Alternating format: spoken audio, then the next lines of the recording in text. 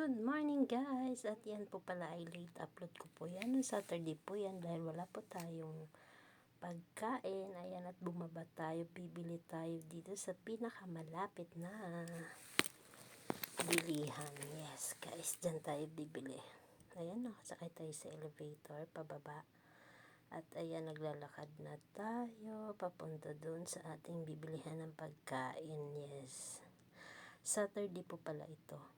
No, Saturday pa po ito guys.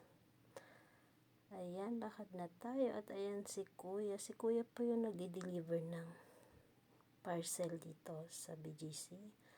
Dito lang sa area namin siguro. Kasi malaki naman yung BGC. Ayan, dito tayo bibili. Sa 7-Eleven. Ayan yung ating bibilhin. 1-piece chicken. Ayan lang yung mabilis na mabibilhan dito sa baba. Ayan.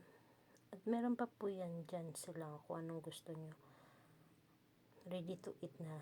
Iinitin na lang siya guys. Ayan. Ayan, mamili ka na lang kung anong gusto mo.